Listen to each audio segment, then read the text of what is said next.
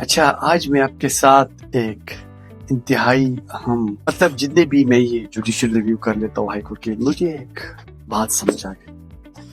ایک فیصلہ میں دیکھ رہا ہوں، اس فیصلے کو جب میں نے پڑھا تو مجھے کوئی سینس نہیں بنا. اس کے لیے پھر میں نے پہلا اسائلم انٹرویو تھا، سیکشن 35 تھا، اس کے بعد سیکشن 39 ہو گیا، پھر اس کے بعد گراؤنڈز آف اپیل ہو گیا، اور اس کے بعد پھر میں نے ٹرائبیونل کا فیصلہ پڑھا. اس پورے عمل میں مجھے ایک انتہائی اہم سبق میرے سامنے آ گیا. اکثر لوگ سمجھتے ہیں کہ جتنے بھی اسائلم کے کیسز میں ہے، سب سے یہ بات اہم ہوتی ہے کہ آپ کے ملک میں آپ کے ساتھ کیا ہو.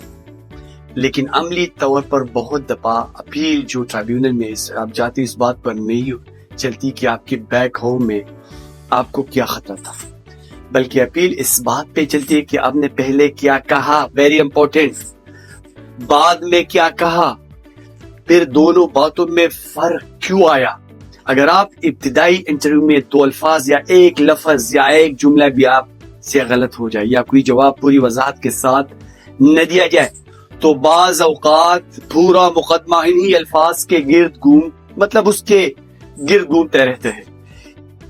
اس مقدمے میں نے کام کرتے ہوئے ہے میرے سامنے بہت اہم قانونی اصول میرے سامنے آگئے. پہلا اصول ہے، one of the fundamental principle of the public law is that a decision maker must correctly understand the evidence before reaching conclusion upon it. If an answer is ambiguous or capable of more than one reasonable interpretation, the tribunal cannot simply assume one meaning and reject credibility on that basis. It must explain why that interpretation is justified. Credibility cannot lawfully be undermined by inference alone. یہ اس case میں مجھے سمجھ آئے میں نے جب اس کو دیکھا. ابھی جو دوسرا اصول جو میں نے اس کو سمجھا، the mere absence of particular details from an earlier account does not, without more, amount to a contradiction. Where an applicant was not specifically invited to address a particular matter, the subsequent disclosure of additional information cannot automatically be treated as an adverse credibility. A lawful assessment requires the tribunal to distinguish between an omission arising from the scope of the questioning and a genuine inconsistency in the evidence. Failure to maintain that distinction risks converting silence into contradiction without proper legal justification. بڑا اہم جو میں اس کو سمجھ رہا ہوں، فرض یہ میں صرف یہ اصول جو میں نے وضع کیے، یہ اس کیس میں نے وضع کیے. ابھی جو تیسرا اصول جو یہ میں اپنے کلائنٹ کے ڈیفینس کے لیے بھی کیس بنا رہا ہوں تو اس سے میں نے یہ 2 اصول بنائے. تیسرا، the mere fact that a document is produced. ابھی پرابلم کہا تھا، اس نے ایک ڈاکومنٹ لیٹ سبمٹ کیا تھا at a later stage does not of itself establish that the document is false, fabricated or unreliable. Delayed disclosure is not the same as lack of authenticity. As a matter of law, a tribunal must address 3 separate questions. First, when was the documents produced? Secondly, is there any evidence calling the questions the documents authenticity or genuineness? تیسرا سوال، فرض کر لے اگر کوئی late documents, آپ اکثر asylum cases میں آپ لیٹ ڈاکومنٹس دیتے ہو. What evidential weight should properly be attached to that documents in light of all the surrounding circumstances? Basically, there are 3 distinct legal questions. They require separate analysis and separate reasoning. ابھی میں سمجھ رہا ہوں جو میرا اپنا interpretation ہے، a tribunal cannot lawfully conflict delays productions with authenticity or evidential weight simply because a document is produced late does not mean it is false, nor does it automatically justify rejecting its evidential value. میں سمجھتا ہوں ایک بہت بڑی غلط فہمی جو عام طور پر لوگوں میں پائی جاتی ہے. بہت سے لوگ یہ سمجھتے ہیں کہ اگر ٹرائیبیونل نے آپ کے خلاف یہ لکھ دیا ایپلیکینٹ وہ کریڈیبل پرسن نہیں ہے تو پھر کیس وہی ختم ہو جائے گا. میرے خیال میں یہ حقیقت ہمیشہ ایسی نہیں ہوتی. ہر ایسا فیصلہ قانون کے مطابق بالکل درست نہیں ہوگا.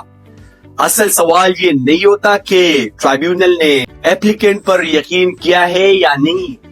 جو ایکچوئل کوسچن ہے وہ کہ ٹرائیبیونل اس نتیجے پر کس طرح پہنچا. کیا اس نے جو اس کے سامنے ایویڈینشل بنڈل تھا اس کو صحیح طور پر پڑھا ہے؟ کیا اس نے جتنے بھی جو بنڈل آپ کر رہے ہو جو ایویڈنس ہے اس کو صحیح طور پر سمجھا بھی ہے یا نہیں؟ یا کیا اس نے جتنے بھی ایویڈنس ہے اس کا جو اسیسمنٹ کیا ہے وہ قانون کے مطابق ہے؟ اگر ٹرائیبیونل نے کسی فرض کر لے آپ کے خلاف ایک فیصلہ آ جاتا ہے اور اس میں ایک مبہم جواب کو اپنی تشریح بنا کے اس نے کانٹرڈکشن بنا دیا. اگر کسی ایسی بات کو جس کا ذکر پہلے آپ نے نہیں کیا ہو اور وہ آپ کے خلاف ٹرائیبیونل استعمال کر رہا ہے, these are the grounds for judicial review. اگر کسی دستاویز یا جو آپ کوئی ڈاکومنٹس لگا رہا ہو کو صرف اس وجہ سے ٹرائیبیونل ایکسیپٹ نہیں کر رہا ہے کہ دیکھو یہ بعد میں پیش ہو گیا, یہ مناسب قانونی جواز نہیں ہے. اور یہی آپ کو جواز فراہم کر لیتا ہے کہ آپ جائے ہائی کورٹ میں, وہ آپ کے لیے مداخلت کر سکتی ہے. اس لیے میں ہمیشہ کہتا ہوں جتنے بھی جس کے انٹرویو نہیں ہوئے ہیں اسائلم کے, اس کا جو سبسٹانٹیو انٹرویو ہے اس کو آپ بالکل معمولی نہ سمجھے. Very important.